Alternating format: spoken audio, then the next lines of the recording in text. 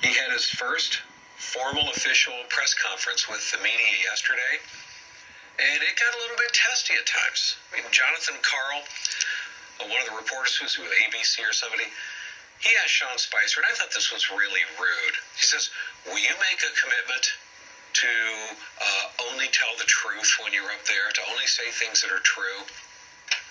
And I'm like, oh, what an insult. So Sean Spicer shot back and said, hey, you know what? This is a two-way street. You guys need to make a commitment to only tell the truth, all right? The media isn't regularly in the habit of reporting things that are not true. And so I like the fact that he called him on the carpet. But he also said, look, I want to have a positive relationship with the media, but you guys report things that aren't accurate. You report things that aren't fair. And he gave some examples of this.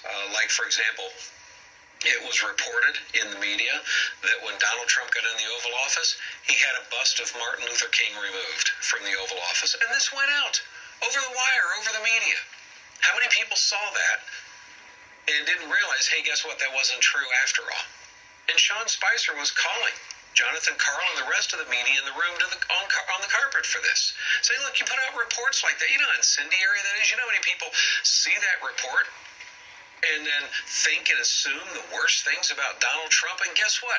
That's a hoax. It's fake news. It's a lie. It wasn't true. But that didn't stop many of you in the media from reporting it, did it?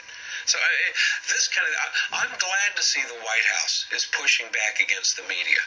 I am.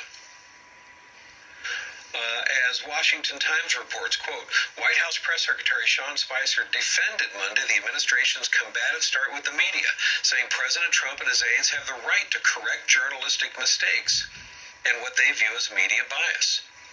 Spicer said, quote, our intention is never to lie to you, but we should be afforded the same opportunity. In other words, not to be lied to or lied about. Washington Times goes on to say he doubled down on his assertion that Mr. Trump's inauguration was the most watched in history. He said, quote, there were tens of millions of people that watched it online. It's unquestionable. I don't see numbers that dispute that. And, you know, that kind of brings me to the whole... Oh, by the way, one other thing that Sean Spicer did, which I thought was great. Here's typically how it works, okay? In the press room, you got like a couple hundred people in there, reporters from just about everywhere.